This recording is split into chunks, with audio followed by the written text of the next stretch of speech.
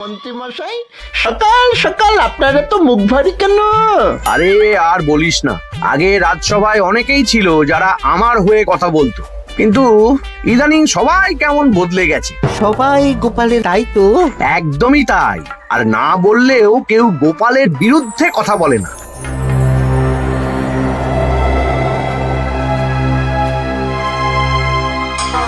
কি মন্ত্রী মশাই, আজকাল তো আমার কথা আর মনেই পড়ে না, ভুলে গেছেন নাকি? আরে না না ভগবান, তুমি হলে আমার তুরুপের তাস। ঠিক সময়ে ঠিক সুযোগ এলে তোমাকেই ডাকবো। একটু দেখবেন। হ্যাঁ হ্যাঁ, আরে নিশ্চয়ই নিশ্চয়ই। এই চলি রে, আবার রাজসভায় যেতে হবে।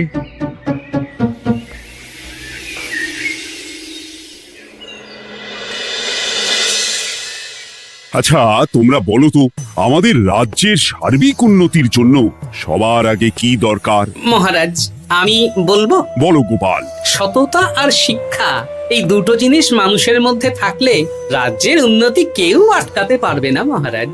একদম ঠিক বলেছ পণ্ডিত, তুমি তো শিক্ষার কাণ্ডারি। তুমি কি বলতে চাও এই ব্যাপারে?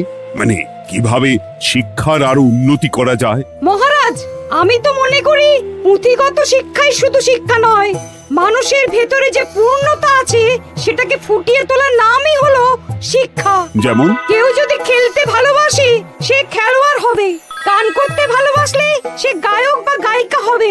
আমি প্রত্যেকের মধ্যে লুকিয়ে থাকা এই বিশেষ বিষয়গুলিকে তুলে ধরার জন্য কিছু করতে চাই। তা এটা করার জন্য কি দরকার? প্রথমত অর্থের প্রয়োজন। আমাদের আরো অনেক টুল খুলতে হবে, সেখানে এক একটা জায়গায় এক এক রকমের শিক্ষা প্রদান করা হবে। এটা ভালো প্রস্তাব। আমাদের রাজ্যে গায়ক, নৃত্যশিল্পী, অঙ্কন শিল্পী, খেলোয়াড় সব তৈরি হবে। দেশ বিদেশে রাজ্যের নাম উজ্জ্বল হবে। মহারাজ, একদম এসব উল্টো পাল্টা খরচ করবেন না। কেন কেন? মহারাজ, রাজকোষে প্রথমত বেশি অর্থ নেই, যে কোনো সময় যুদ্ধ লাগতে পারে। তাই আমাদের উচিত প্রথমে এসব না করে কামান, গোলা, বারুদ, ঢাল, তরোয়াল এসব কেনা। ঠিকই বলেছ। কদিন ধরেই শুনছিলাম সীমান্তবর্তী এলাকায় ইংরেজ সেনারা নাকি ঘুরঘুর করছিল। পণ্ডিত মশাই, আপনার এই সব পাণ্ডিত্য অন্য জায়গায় ফলাবেন কেমন? এসব করে লাভের লাভ কিচ্ছু নেই। কাউকে যদি ইংরেজরা গুলি করে সে কি গান শোনাবে? হ্যাঁ, মন্ত্রীর কথায় যুক্তি আছে। মহারাজ, আপনি বরং পণ্ডিত মশাইকে কিছুদিনের জন্য ছুটি দিয়ে দিন। পণ্ডিত মশাইয়ের মাথার একটু বিশ্রাম দরকার। হ্যাঁ পণ্ডিত, তুমি বরং দিন 15 জন্য তীর্থে ঘুরে এসো। যথা আজ্ঞা মহারাজ।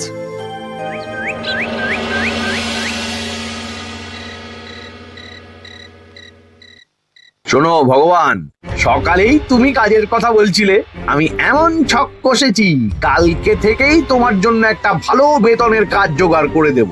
শুধু যা বেতন পাবে তার অর্ধেক আমাকে দিতে হবে, কেমন? রাজি রাজি। কি কাজ বলুন? শোনো, বাহ বাহ, দারুণ দারুণ, হয়ে যাবে কাজ।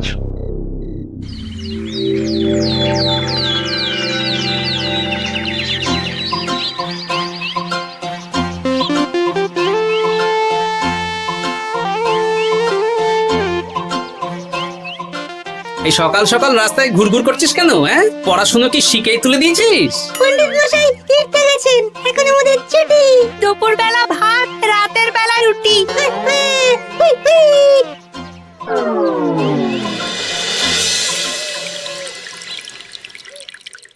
মহারাজ, গতকাল পণ্ডিতকে ছুটি দিলেন আর আজ পাঠশালার সব ছাত্রছাত্রী সকাল থেকে ঘুরঘুর করছে। এ কি, তাহলে তো মুশকিল। মুশকিল আসান করার রাস্তা আমার কাছে আছে মহারাজ। আমার সন্ধানে এমন একজন পণ্ডিত আছেন যিনি বহু ভাষাবিদ, অনেক পাণ্ডিত্য, দেশ বিদেশে শিক্ষাদান করেছেন। কিন্তু তাকে আমরা পাবো কোথায়? তিনি কৃষ্ণনগরে ঘুরতে এসেছেন। শুধু ওনাকে বেতনটা একটু বেশি দিতে হবে, এবং তিনি এই রাজ্যের যে কোনো মানুষের চেয়ে বেশি শিক্ষিত। তার পড়ানোর ধরনই আলাদা। সে কোথায়? আমি তাই ওনাকে আজকে রাজসভায় আসতে বলেছি। মহারাজ, আপনার সাথে একজন দেখা করতে এসেছেন। দেখুন মহারাজ, বলতে না বলতেই হাজির। ওনাকে ভিতরে আসতে বলো। আচ্ছা মহারাজ।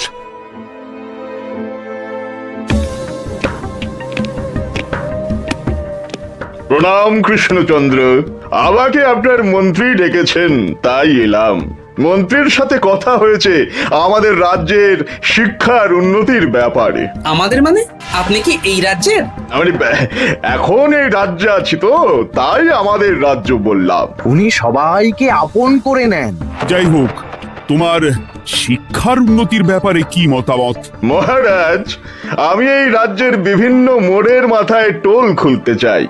তার জন্য অনেক অর্থের প্রয়োজন। তাতে কি উপকার হবে? ছাত্রদের জন্য তো নির্দিষ্ট পাঠশালা আছে। যখন শত্রুরা আক্রমণ করতে আসবে তখন তারা দেখবে রাস্তার মোড়ে মোড়ে টোল, মোড়ে মোড়ে টোল। তারা বুঝতে পারবে এখানে সবাই শিক্ষিত। আর শিক্ষিত লোককে ক্ষমতার অধীনে রাখা কঠিন, যুদ্ধে জিতলেও শাসন করা মুশকিল। কারণ অশিক্ষিতকে বোকা বানানো সহজ, কিন্তু শিক্ষিতকে বোকা বানানো কঠিন। নতুন পণ্ডিত একদম ঠিক কথা বলেছে। কোনো বাইরের রাজা বা শত্রু আক্রমণ করার আগে 5 বার ভাববে। এই সেরেছে। গতকালই মন্ত্রী বলছিল শিক্ষার দরকার নেই, অস্ত্র কিনুন, আর আজকেই শিক্ষার পক্ষে কথা বলছে। ব্যাপারটা কেমন সন্দেহজনক, নজর রাখতে হচ্ছে। বেশ, আমি তোমার এই শিক্ষা সম্প্রসারণের প্রস্তাবে রাজি। মন্ত্রী, তুমি এই প্রকল্প দেখভাল করবে। আচ্ছা, কত খরচ হতে পারে একটা হিসেব করে আমাকে জানিও, আমি দিয়ে দেব। আচ্ছা মহারাজ, আপাতত 500 মোহর দিয়ে রাখুন, পরে যা লাগবে বলে দেব। উফ, সকালে এক পত্তন বাজার, বিকেলে এক পত্তন বাজার, আর পারি না। আরে হাত চালাও, হাত চালাও। বাবা, কাজ শুরু হয়ে গেল। হ্যাঁ, আর ছাত্রদের পাঠশালার কাছে যেতে হবে না। পাঠশালা ছাত্রদের বাড়ির কাছে চলে আসছে। যেখানে সেখানে পাঠশালা। এ তো যেখানে সেখানে শিক্ষা। ঠিক বলেছো। আজ থেকে আমি আর নতুন পণ্ডিত চালু করছি। ধরো শিক্ষা, মারো পেরে। শিক্ষাকে ছাত্রছাত্রীদের মধ্যে গেঁথে দিতে হবে। এতদিন জানতাম ধরতক্তা মার পেরে, এখন বদলে যাবে। কিন্তু একটা পণ্ডিত এতগুলো পাঠশালা একা সামলাবে কি করে? খেপে খেপে। মানে সকাল 6টা থেকে 7টা একটা জায়গায়, পরে 7:30 থেকে 8:30 আরেকটা। এইভাবে বিভিন্ন জায়গায় পণ্ডিত ঘুরে ঘুরে শিক্ষাদান করবেন। না, ব্যাপারটার উপরে মহারাজকে নজর রাখতে বলতে হবে। মহারাজ, আমার মনে হয় এই পাঠশালায় আগামীকাল থেকে কেমন পড়াশোনা শুরু হবে, আপনার সেদিকে একটু নজর রাখা উচিত। হ্যাঁ, দেখি আগামীকাল সকাল সকাল বিভিন্ন পাঠশালায় গিয়ে নজর রাখবো। আর হ্যাঁ, আমাকে নতুন পণ্ডিত একটা তালিকা দিয়েছে, কোন পাঠশালায় কখন পড়াবে সেটার তালিকা। আমিও যাব আপনার সাথে।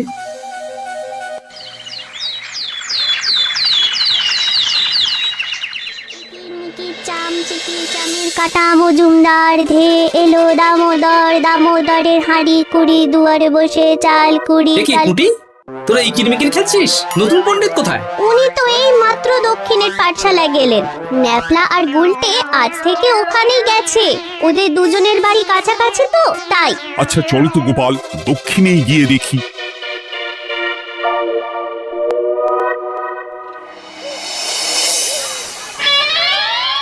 দেখি এখানেও তো নতুন পণ্ডিত নেই। নতুন পণ্ডিত মশাই আমাদের একের নামটা মুখস্থ করতে দিয়ে চলে গেলেন। একের নামটা? এসব কি হচ্ছে? শিক্ষার নামে অর্থের জলাঞ্জলি মহারাজ। না, আজই রাজসভায় এর বিচার হবে। মন্ত্রী, আমি যা দেখলাম তাতে শিক্ষা তো কদিন পরে লাটে উঠবে। আমার এক ভাগ্নি তো আজ পাঠশালায় গিয়ে লুকোচুরি খেলেছে। নামমাত্র পড়াশুনো আর বাকি সময় খেলা, এভাবেই বয়ে গেল বেলা। মন্ত্রী, এই তোমার নতুন পণ্ডিতের দৌড়। মহারাজ, একজনের পক্ষে এতগুলো পাঠশালায় শিক্ষাদান তো সম্ভব নয়। তার জন্য তো আরো পণ্ডিতের প্রয়োজন, আর তার জন্য চাই আরো অর্থ। আবার অর্থ? শুধু মহারাজের অতিরিক্ত অর্থ খরচ হবে বলে আমি আগে এই প্রস্তাবটা রাখিনি। বেশ, তা আর পণ্ডিত কোথায় পাবে? আমাদের নতুন পণ্ডিতের কাছে অনেক পণ্ডিতের সন্ধান আছে। উনি একটা হাঁক মারলেই সব চলে আসবে। বেশ, তাহলে তাই ব্যবস্থা করো। এভাবে শিক্ষার অবনতি আমি চোখে দেখতে পারবো না। আরো 300 মোহর লাগবে। পেয়ে যাবে। এ তো দিনে দুপুরে ডাকাতি। ব্যাপারটা ধরতে হবে। কিছু একটা ঘোট তো আছেই। আর নতুন পণ্ডিতদের যদি কোথাও একটু থাকা খাওয়ার ব্যবস্থা করা যায় তাহলে ভালোই হয়। রাজবাড়ির অতিথিশালা তো আছেই, ওখানেই না হয় ব্যবস্থা করে দেব।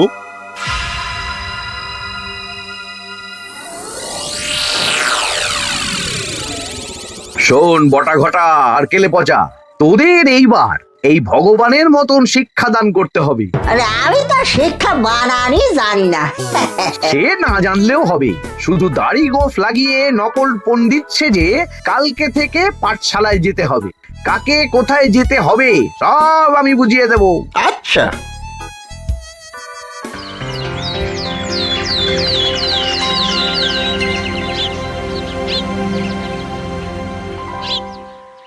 আচ্ছা বল তো, গতকাল তোদের বাড়িতে কি কি রান্না হয়েছিল? ভাত, মসুর ডাল আর লাউ ঘন্ট। লাউ ঘন্টের মধ্যে চিংড়ি ছিল? না। তা আজকে কি রান্না হবে? আজকে সকালে বাবা বাজার থেকে পাকা কাতলা এনেছে। কাতলা মাছের পাতলা করে ঝোল হবে। আর তোর? আমাদের আজ নিরামিষ, এই কবজি ডুবিয়ে সবজি ভাতি খেতে হবে। বেশ।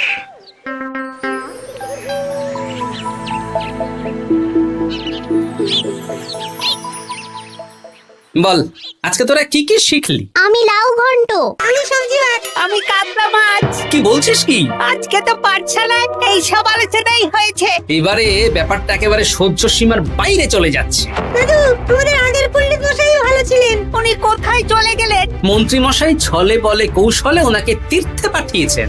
না, এখন আমাকে মন্ত্রী মশাইয়ের উপরে নজর রাখতে হবে।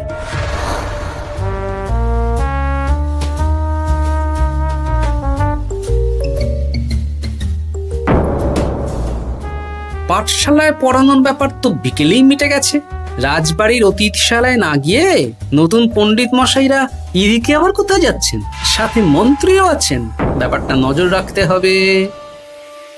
তাড়াতাড়ি চল। চলুন চলুন।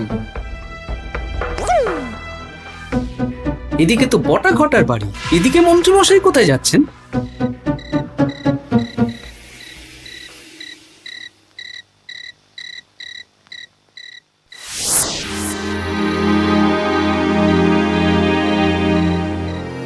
তারপর তোমরা আজ সবাইকে কি শিক্ষা দিলে? শিক্ষা? সে আমাদের শিক্ষা নেই, চুরি করে দিন চলে। আমি কি করে শিক্ষা দেব? আরে ছাইপাশ দাড়ি গোঁফ থাকলে কি কুটকুট করে। যা বলেছিস বটা। আরে আরে আহারে করছিসটা কি? ভালো রোজগার পাতি কি তোদের সহ্য হচ্ছে না নাকি?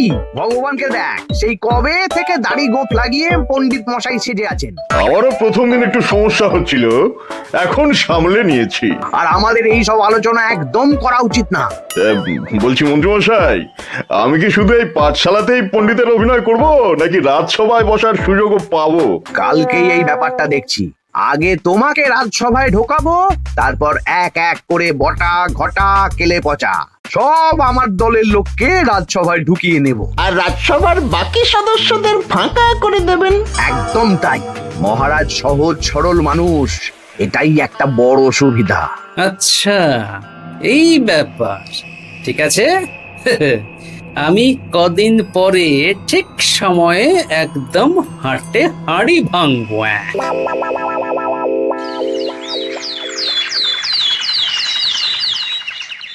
তাহলে মন্ত্রী, আর কোনো সমস্যা নেই তো? না না মহারাজ, এখন আর কোনো সমস্যা নেই।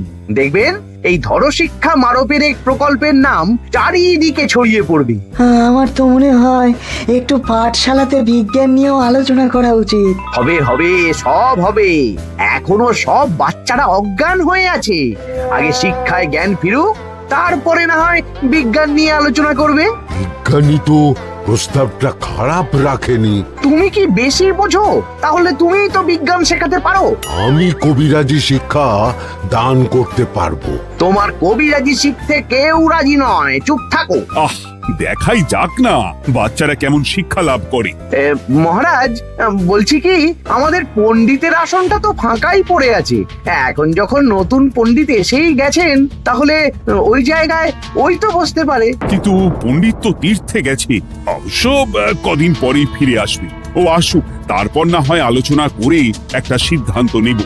পণ্ডিত মশাই না হয় এসে পুজো পাঠটাই করুক, কিন্তু রাজসভা এরকম ফাঁকা থাকলে কেমন একটা লাগে। বেশ, তাহলে তাই হোক। কালকে থেকে নতুন পণ্ডিত আমাদের পুরনো পণ্ডিতের জায়গায় বসবে। এইভাবে রাজসভা ফাঁকা করে যেতে হবে, তাহলে একদিন সবাই আমার পক্ষেই কথা বলবে, আর শেষে রাজাকেই সরিয়ে দেব।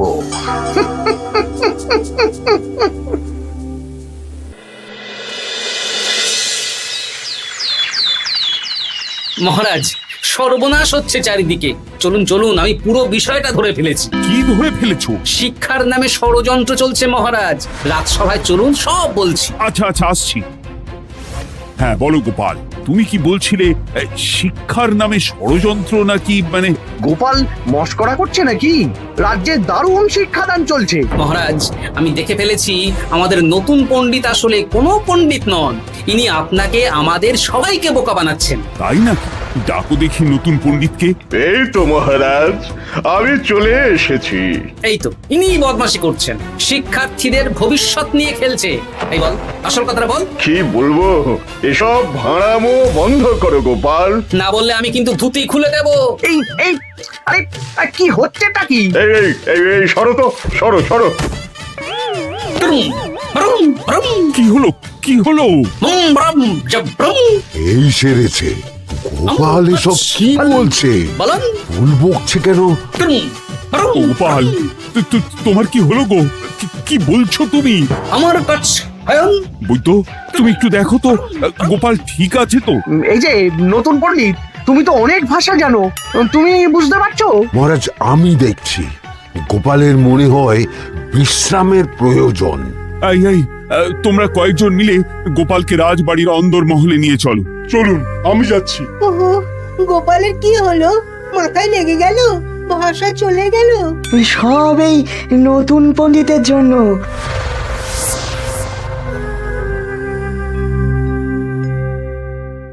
আম ভাল খাচ কাচ হয়ন, আম মাস্কার কাচ।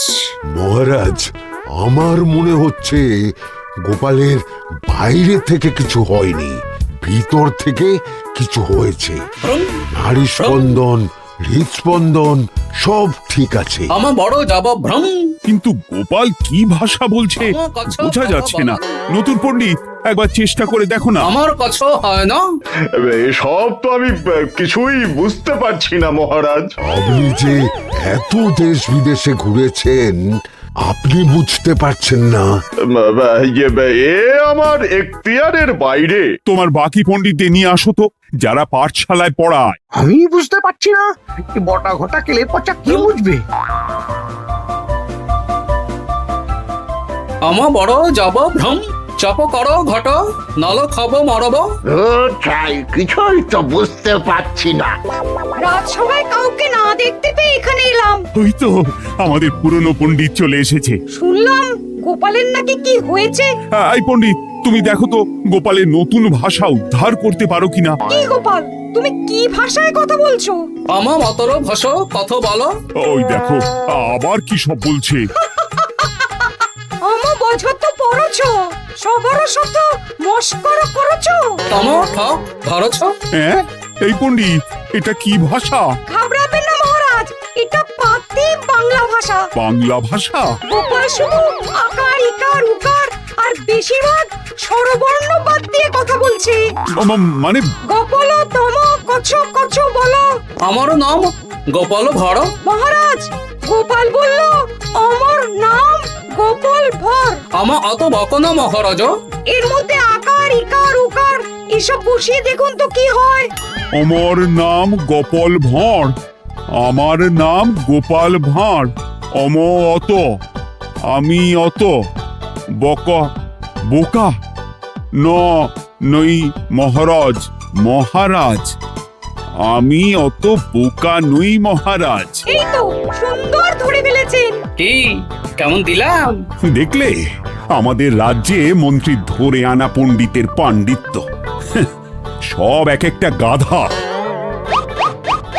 হ্যাঁ এ কি ভগবান, বটা ঘটা কেলে পচা। মহারাজ এখান থেকে কি বুঝতে পারলেন? কি? শিক্ষার বাইরেও অন্যভাবে সমস্যার কি করে সমাধান করা যায়, তাও শুধুমাত্র উপস্থিত বুদ্ধি দিয়ে, যেটা আমাদের রাজপণ্ডিতের আছে। তা তো দেখতেই পাচ্ছি। আর সেই জন্যই মন্ত্রী ওনাকে সরাতে চেয়েছিলেন, আর কিছুদিনের মধ্যে সব সভাসদদের সরিয়ে দিতেন। আমি সব মতলব শুনেছিলাম, আর এই দিনটার জন্য অপেক্ষা করছিলাম। আজকেই তো পণ্ডিতের তীর্থ থেকে ফিরে আসার কথা। তাই আজকে এই ছোট্ট নাটকটি করলাম। এবার মন্ত্রী আর এই 4 জন নকল পণ্ডিতকে আচ্ছা করে কারাগারে গিয়ে ধোলাই দাও। ধোলাই হলো ওনাদের জন্য উপযুক্ত এবং উচিত শিক্ষা।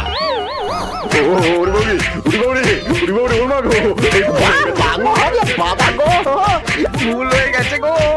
আরে